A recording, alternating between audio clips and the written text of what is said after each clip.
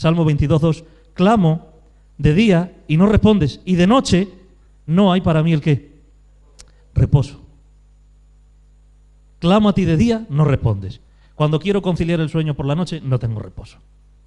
¿Sabes por qué es por la noche cuando más uno piensa y se enfoca en los problemas, en los quehaceres, en el futuro? Porque justamente cuando estamos desocupados y la mente está tranquila, entonces es cuando nos enfocamos en las cosas que quizá son esas cosas que nos quitan la paz y que nos roban el sueño. Entonces por la noche, por eso a veces la mente se convierte como una especie de lavadora con toda clase de pensamientos, repasando el día, repasando el trabajo, lo que me pasó aquí, lo que me pasó allí, ¿entiendes? Entonces nos pasa a veces como este salmista, que él dijo: clamo y tú no respondes, y de noche no hay reposo para mí. Vamos a ser sinceros, ¿cuántos alguna vez se han enfrentado con este problema? Realmente es un problema, el decir no tengo reposo. ¿Te ha pasado alguna vez? ¿Puedes levantar tu mano si te ha pasado? Nos ha pasado a todos en esta sala. Todos en algún momento de la vida hemos dicho no tengo reposo. Entonces, a través de este texto el Señor me hablaba de que lo que tenemos que identificar es el verdadero reposo. No vamos a ir a la palabra, pero la Biblia dice en el Salmo 139, dice: tú has escudriñado mi andar y mi... A ver quién lo termina. Y mi reposo. Tú has conocido mi sentarme y mi levantarme, y desde lejos has entendido mis pensamientos. El Señor sabe dónde queremos nosotros, de alguna manera, encontrar alivio para tener reposo. Por eso hay gente que tiene un reposo que tiene que ver solo con algo temporal. El reposo dura lo que pueda durar una relación. El reposo dura lo que pueda durar el coche, el reposo dura el tiempo de las vacaciones, que ahora de esto te voy a hablar un poco. Hay gente que se va de vacaciones y viene más estresada de lo que se fue. ¿Por qué? Porque el Señor escudriña nuestro andar y reposo, y hay veces que nosotros queremos reposar en cosas para las cuales el ser humano no fue diseñado que encontrara el reposo en eso. Eso solo quizá puede llenar algún tiempo, es temporal, pero luego a la larga seguimos con los mismos problemas. A veces hay gente que dice: me voy a ir a despejarme a un hotel de 5 estrellas. Y viene con un estrés de 10 estrellas. No le ha funcionado el viaje. Ha hecho un crucero, no le ha funcionado. Se ha recorrido el mundo, no le ha funcionado. Hasta un mes de baja, no le ha funcionado. ¿Por qué? Porque queremos encontrar el descanso y el reposo en cosas para las cuales el ser humano no fue diseñado. ¿Estás conmigo? Gloria a Dios. Entonces, yo hablando con este psicólogo, yo entonces ya le hice alguna pregunta y le dije: bueno, entonces, le dije, ¿qué es la depresión? Fíjate, porque no es lo mismo que yo me invente qué es la depresión a que te lo diga un psicólogo que estudia el campo de la mente y del cerebro. Y él me dijo: la depresión es la prolongación del estrés o la ansiedad. Entonces yo le hice otra pregunta. Le dije: bueno, ¿y qué viene antes, el estrés o la ansiedad? Y me dijo: a veces viene antes el estrés y a veces viene antes la ansiedad. Pero el estrés siempre va a llamar a la ansiedad y la ansiedad siempre va a llamar al estrés. Por eso hay gente que está estresada, acaba con ansiedad, cuando se prolonga en el tiempo eso desemboca en depresión. Hay gente que tiene ansiedad, eso está casado con el estrés y se prolonga luego con el tiempo y se convierte en depresión. Entonces, ¿qué va antes, el estrés o la depresión? Hay casos diferentes. El caso es que es un noviazgo que más tarde o más temprano se casa, el estrés y la ansiedad. Entonces, cuando yo le hice estas preguntas, le dije: pero bueno, digo, yo he leído algo en algunos libros, hay aquí por algunos que tienen algún libro mío de psicología que no me lo ha devuelto, pero no voy a decir quién es. No voy a decir quién es. Y yo leyendo algunos libros de psicología, yo he leído que hay un estrés bueno. No sé si tú lo has leído alguna vez esto. ¿Sabes que hay un estrés que es bueno? O sea, según la psicología, define un estrés que es bueno, que se llama eustrés. En vez de estrés, eustrés. Y este estrés bueno te activa de una manera positiva y aumenta la energía y la motivación. Se activa justo antes o durante una tarea y permite un rendimiento óptimo, pero sin causar agotamiento. Por ejemplo, el Javi que se levanta a las 6 de la mañana, coge la grúa, se va, viene a las 10 de la noche, a las 3 entra otra vez. ¿Cómo hace eso Javi? ¿Con un estrés bueno? ¿Sabes que el Señor es omnipresente? El único. No hay otro omnipresente aparte de Dios. Y el Javi. Bueno, eso lo genera un estrés bueno cuando un jovencito tiene que hacer un examen. Hay un estrés bueno que te puede preparar, que hace que puedas centrar toda tu atención para que puedas estudiar bien, sacar buena nota en el examen, que esto lo digo de paso para algunos que dentro de poco tendrán algún examen seguramente. Entonces hay un estrés bueno que genera, que es positivo para poder afrontar algunas tareas. Pero bueno, nosotros no queremos discutir hoy sobre ese estrés bueno. Te voy a hablar del estrés malo también. El estrés malo se llama distrés. Mira cómo se llama el estrés malo, distrés. Y este distrés, que es el estrés malo, a lo mejor con el otro no te sentías identificado, pero no sé con este. Los síntomas de este estrés malo llamado distrés son síntomas de agotamiento, dificultad para dormir, cambios de humor, problemas de salud. ¿Que por qué va conectado el campo de la mente con la salud? Muy fácil. está conectado porque estas son enfermedades psicotomáticas. Quiere decir que de acuerdo cómo estés de la mente, de una manera que tengas una mente saludable en cuanto a pensamientos, a que puedas de alguna manera saber gestionar el estrés, porque el estrés no va a desaparecer, solo que hay que saber gestionarlo, ¿vale?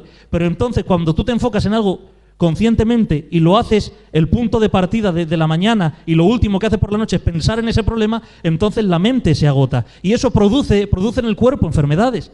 Si tú vas al médico y vas con nerviosismo, con ansiedad, con estrés, con E4, como el amigo este mío, si vas al médico y le preguntas, mira, es que tengo una crisis de ansiedad, o tengo una crisis de estrés, o es que no sé qué me pasa, que no respiro bien, quiero respirar bien y no puedo, ¿sabes qué te va a decir el médico? Te va a decir, ¿y qué síntomas, qué dolores tiene? ¿Qué es lo que te pasa en tu cuerpo? Te va a decir, pues mira, llevo días con el estómago que me duele. Porque lo primero que hace cuando hay malos pensamientos aquí y no lo sabemos gestionar, se agarra de alguna manera en el estómago, en los nervios del cuerpo. Por eso hay dolores en el cuerpo que el producto son una gestión del mal pensamiento. No sé si me estás entendiendo. Entonces, claro, este estrés que es malo, al final acarrea incluso enfermedades, sensación de no poder afrontar las situaciones que estás viviendo. Eso es el estrés malo. Ahora, el estrés, ¿cómo es la presión del estrés? ¿Desde dónde se genera? ¿Desde dentro o desde fuera? El estrés es presión externa. La diferencia de la ansiedad con el estrés es que la ansiedad es el producto de la presión que ejerces sobre ti mismo tú solo por dentro, mientras que el estrés es la presión externa. Por ejemplo, el marido no te puede dar ansiedad, te tiene que dar estrés, porque es una presión externa. El jefe no te puede causar ansiedad, te puede dar estrés. ¿Por qué? Porque ejerce una presión externa. Por eso, mira, te voy a decir algo, el estrés nunca va a desaparecer. El estrés bueno y el estrés malo. Lo que pasa es que hay que saber gestionar el estrés. ¿Cómo gestiono yo esa presión externa? Poniendo límites. Si yo he hecho 8 horas de trabajo y termina mi trabajo, no puedo seguir atendiendo más llamadas de teléfono del trabajo. Si lo hago y abro la puerta, yo solo estoy permitiendo que el estrés de fuera se ejerza sobre mí. Por no hablar del estrés que se genera también en el Evangelio. No te voy a hablar de eso, pero también se genera un estrés que tiene que ver con el Evangelio. Y es a veces no saber poner límites. Dejas la puerta abierta para toda clase de cosas externas, entonces se genera un estrés que se desborda. Entonces lo que tienes que saber es gestionar el estrés. ¿Qué saber? ¿Qué permitir que entre a tu vida y qué no? ¿Cómo gestionar las horas con amigos, horas, no sé, con hermanos de la iglesia, horas con el trabajo? Hay que saber tener límites para que no se genere ese estrés. Mira, cuando uno tiene estrés externo es que se sobrecarga más de lo que puede.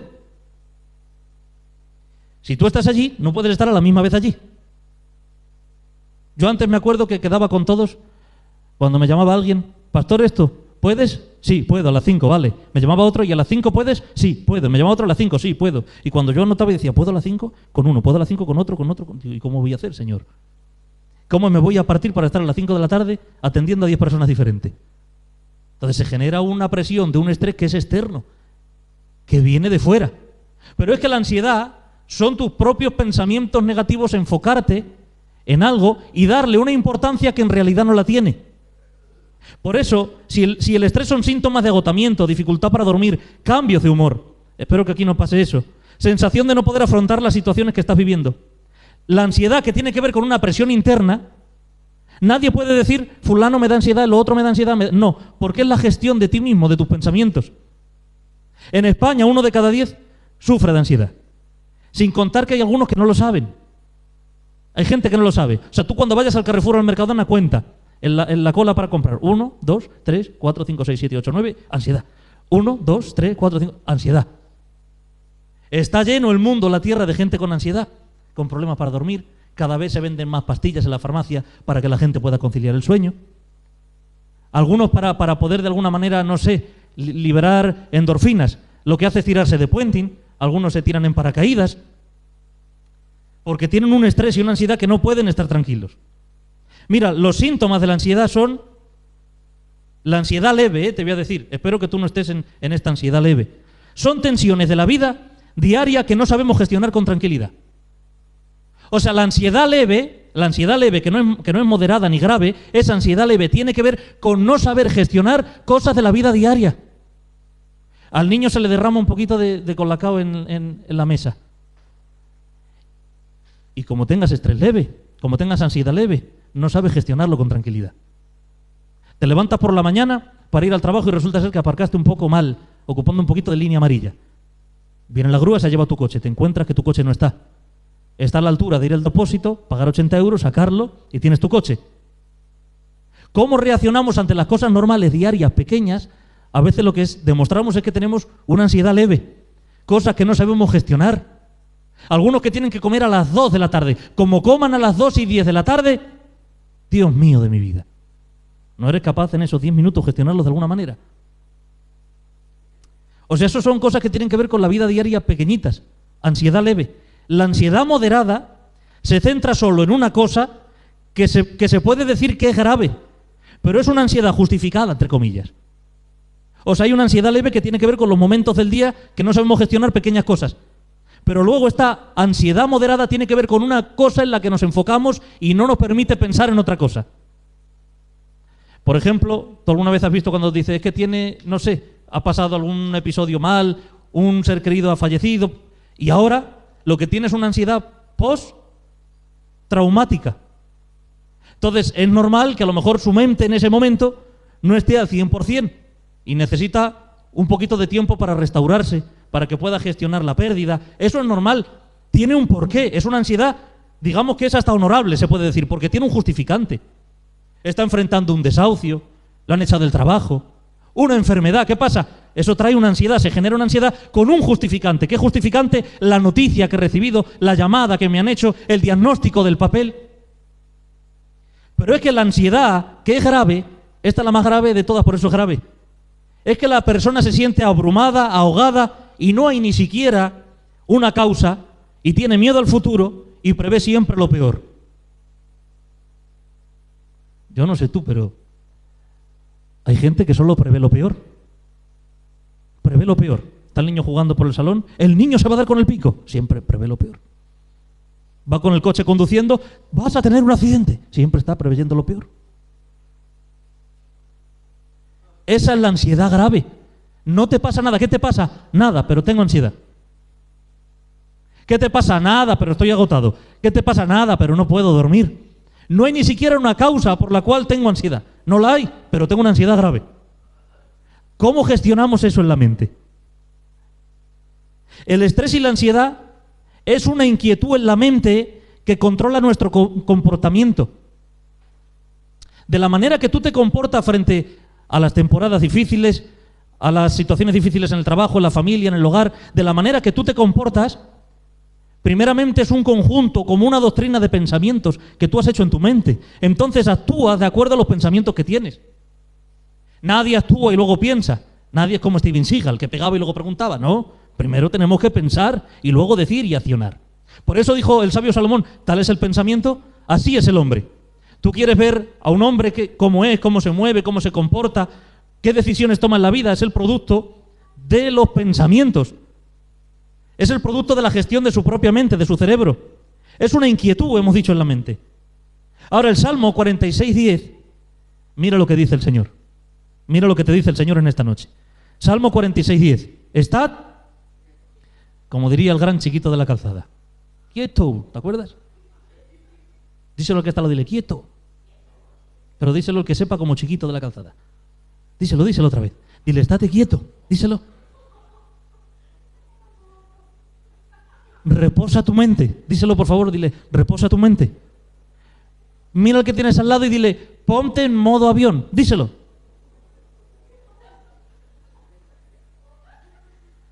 O sea, en medio del bullicio que no paramos, que no sé si alguna vez vosotros habéis estado en Madrid alguno.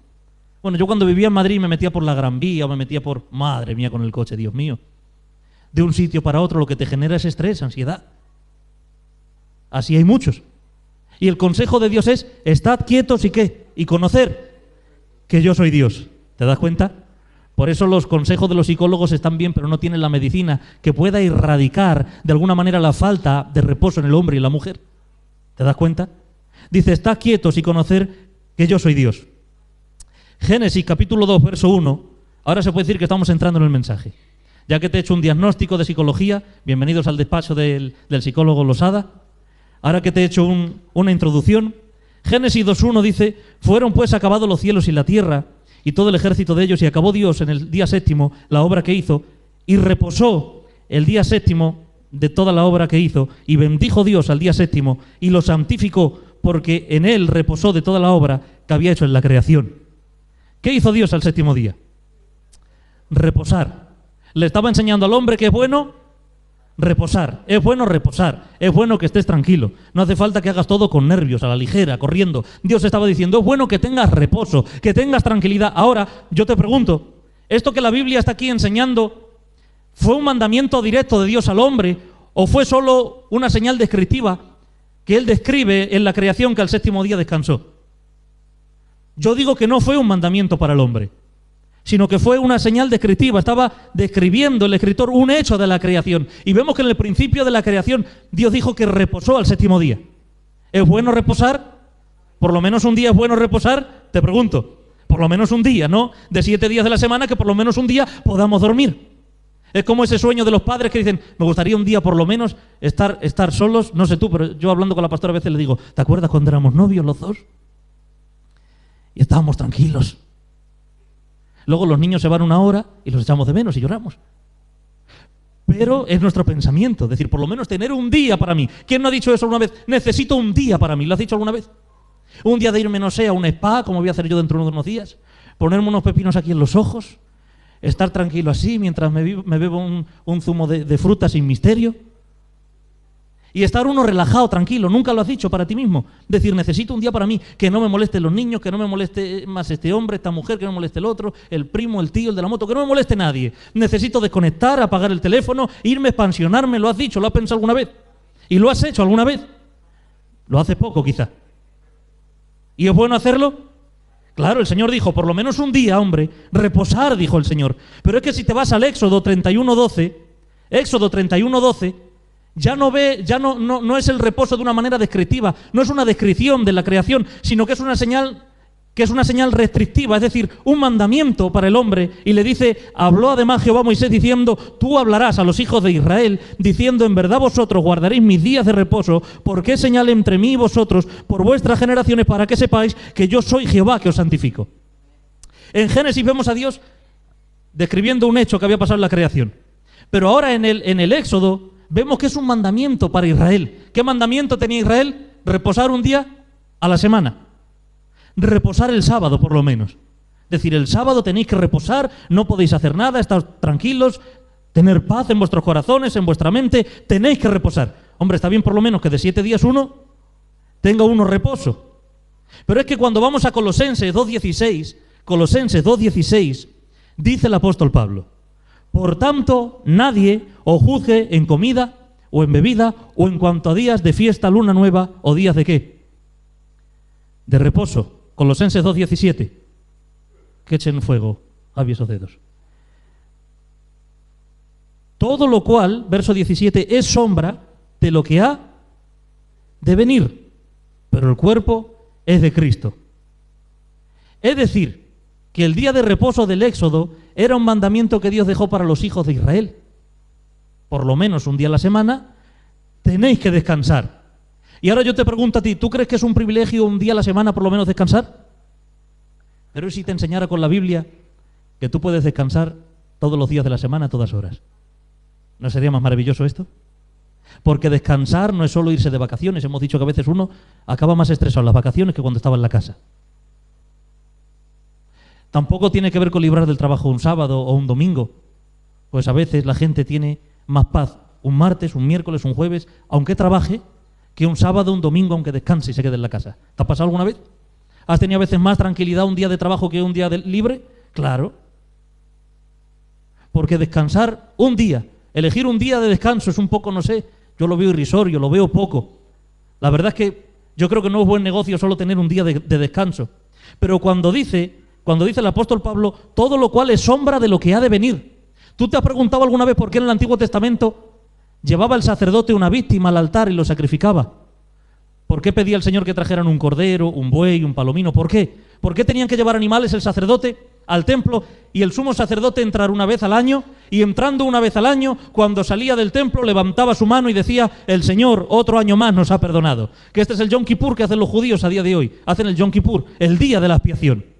¿Por qué en el Antiguo Testamento un tabernáculo, un lugar santo, un atrio, un lugar santísimo? ¿Por qué tenía que haber un sacerdote? ¿Por qué tenía que haber animales que morían en el altar? ¿A dónde apuntaba todo eso del Antiguo Testamento?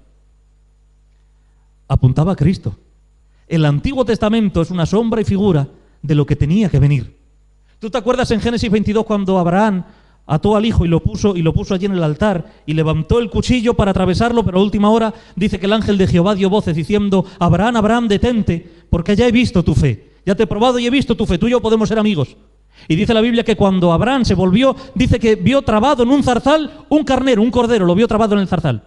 Cuando Cristo apareció hace 2000 años en la tierra, hablando con los judíos, le dijo: Abraham vio mi día y se alegró.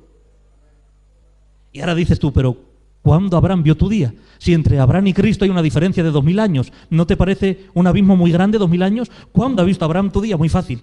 El carnero que vio trabado en el zarzal, que al final fue la víctima que murió en lugar de Isaac, estaba apuntando a uno, ¿sabes a quién? Al Cordero Perfecto Jesucristo. Cuando Moisés estaba en Egipto, y estando en Egipto la voz de Dios vino y dijo: la 10ª plaga, la muerte de los primogénitos, que va a ser terrible, va a morir todo primogénito, de príncipe, de campesino, de siervo, pobres, ricos, todo primogénito va a morir. Pero vosotros, Moisés, coger un cordero, lo degolláis, metéis la sangre en un cubo, cogéis como una especie de hisopo, de brocha, y pintáis los dinteles de las puertas, y cuando pase el ángel no podrá atacar para que mueran vuestros primogénitos por causa de la sangre que estará como señal en los dinteles de las puertas. ¿Sabes dónde apuntaba esa sangre en los dinteles de las puertas? Apuntaba la sangre perfecta del Cordero de Dios. Por eso cuando lo vio Juan Bautista dijo: aquí está el Cordero, este quita el pecado del mundo. Es decir, que todo era una sombra y figura de lo que había de venir. Es el sacerdocio levítico con Aarón, él era el sacerdote. Pero ¿a dónde apuntaba Aarón como sacerdote? Apuntaba al perfecto sacerdote, el sumo sacerdote Jesucristo. Mira, te voy a dar un detalle para que te alegres. Cuando el sacerdote Aarón entraba con una víctima para ofrecerla en sacrificio de expiación, para que el Señor pudiera pasar de alguna manera por alto los pecados a través del sacrificio, cuando Aarón llevaba a la víctima para que Dios le perdonara al pueblo, no solo estaba pidiendo perdón para el pueblo. ¿Sabes para quién estaba pidiendo perdón? Para el propio sacerdote. El propio sacerdote también era un pecador que llevaba una víctima y le pedía a Dios misericordia: perdóname a mí como sacerdote y también al pueblo. Pero ese sacerdote apuntaba al perfecto sacerdote, a Jesucristo. Cristo, cuando murió en la cruz, murió por los pecados de toda la humanidad, por tus pecados y por los míos. Pero Cristo no murió por sus pecados porque Él no tiene pecado. En el altar se ofrecía una víctima, se necesitaba un tabernáculo y un sacerdote. Tú sabes que Cristo es sacerdote, Cristo es tabernáculo y Cristo es víctima. Cristo cumplió todo lo que tiene que ver con la ley. Hay más de 300 profecías en el Antiguo Testamento que se cumplieron en Cristo. Algunos celebran como que el Señor naciera en diciembre, pero eso no dice la Biblia. ¿Quieres que te diga cuándo nació el Señor Jesús? ¿Te lo digo? ¿No queréis que lo diga? ¿Os lo digo cuándo nació? Son 5 euros.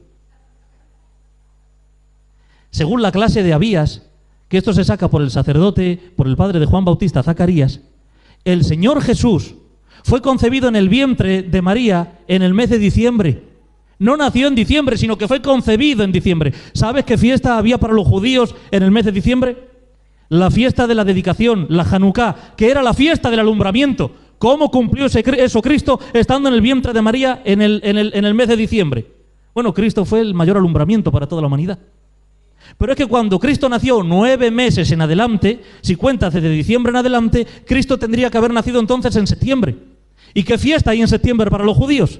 La fiesta del Sukkot, es la fiesta de los tabernáculos. ¿Sabes qué dice Juan 1:14? Dice que Él plantó su tabernáculo y dice el griego, en nosotros. ¿Te das cuenta? Si Él fue concebido en diciembre, fiesta de la dedicación, fiesta de la luz. Él nació para la fiesta de los tabernáculos septiembre, cuando murió Cristo. Dice la Biblia que murió en el tiempo de Pascua, donde sacrificaban a los corderos, cumpliendo que Él era el Cordero perfecto.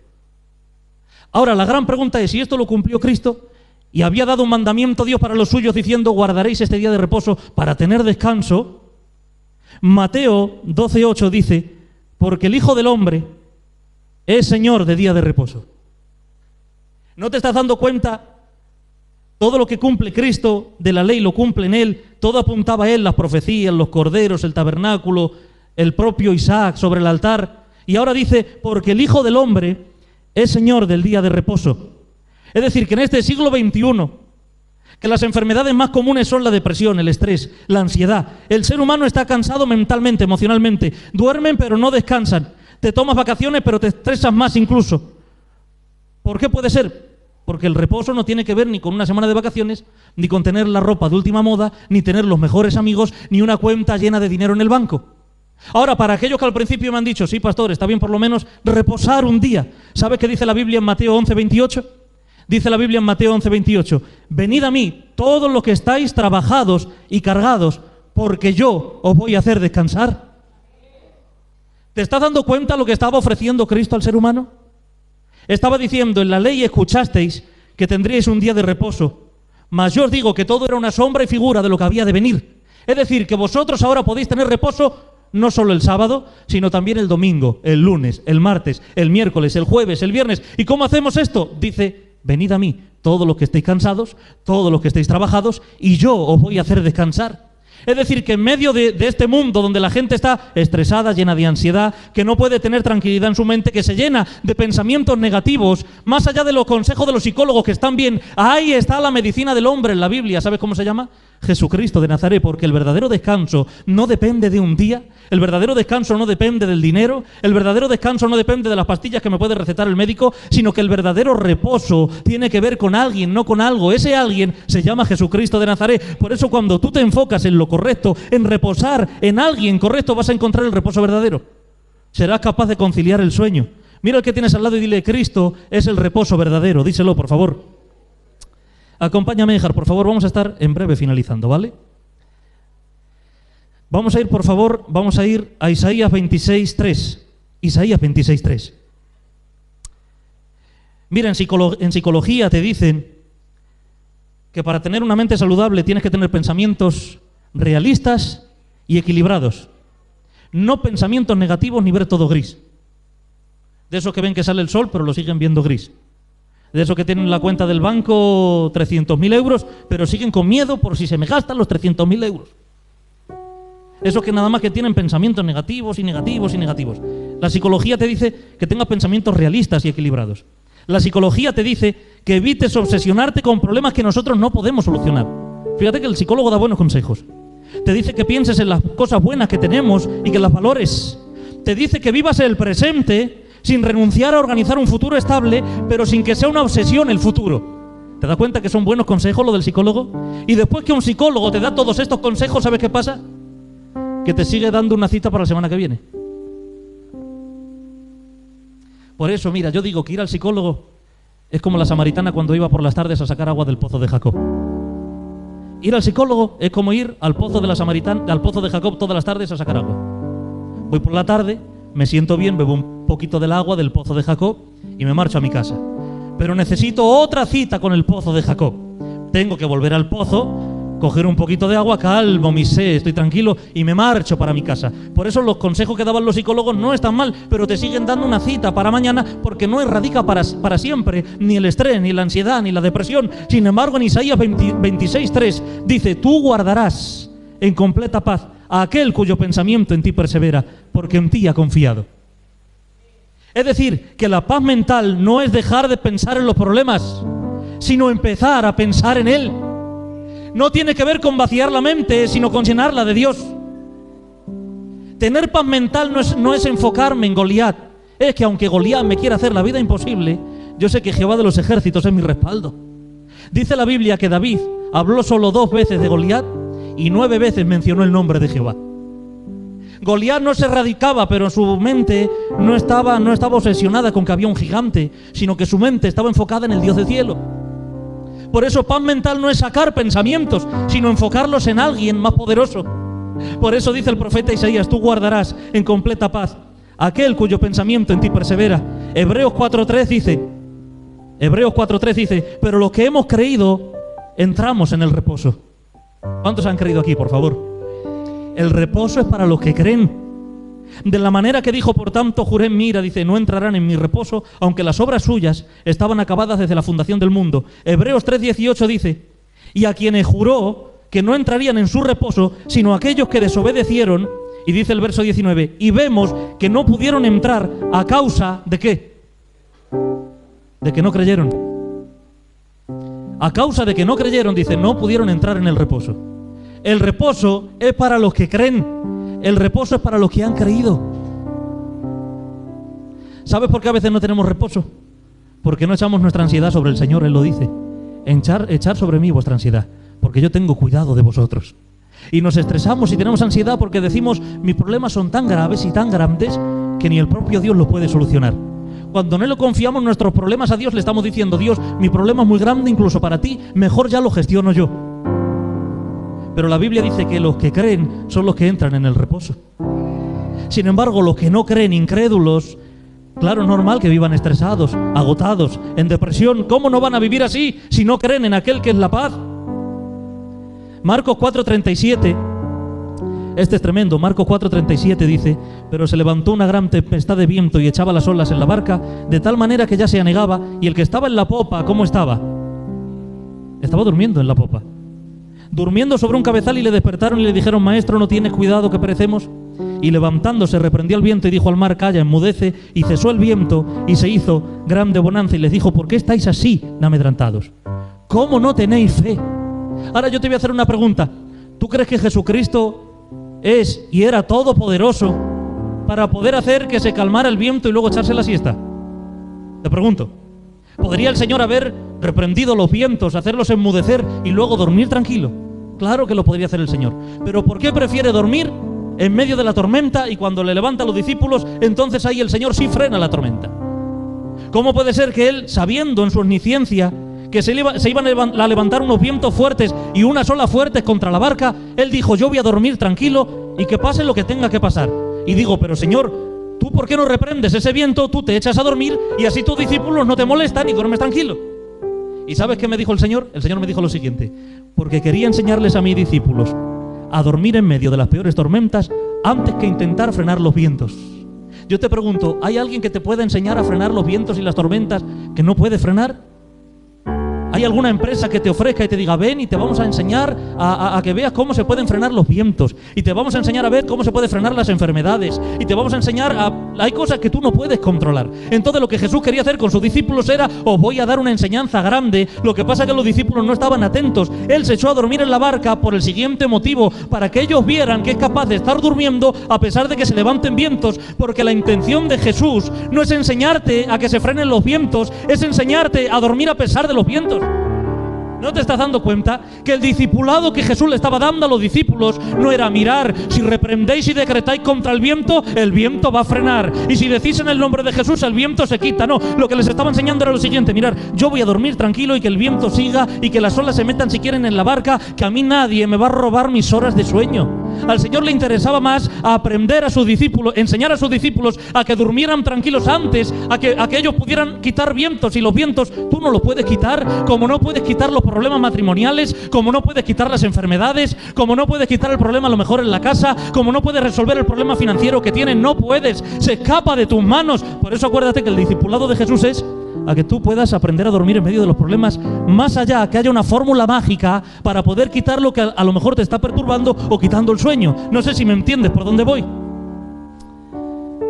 Pero mira que les dice, ¿cómo no tenéis fe? Mira qué pregunta hizo el Señor. ¿Cómo no tenéis fe? ¿En qué enfoque estaba hablando Jesús de esta fe? ¿Estaba diciendo Jesús, ¿cómo no tenéis fe para reprender al viento? Te pregunto. ¿Estaba diciendo Jesús, ¿cómo no tenéis fe para reprender al viento? ¿O cómo no tenéis fe para dormir tranquilos a pesar del viento? ¿Qué clase de enseñanza le estaba dando Jesús? ¿Cómo no tenéis fe para reprender al viento? ¿O cómo no tenéis fe para dormir tranquilos en medio de las tormentas?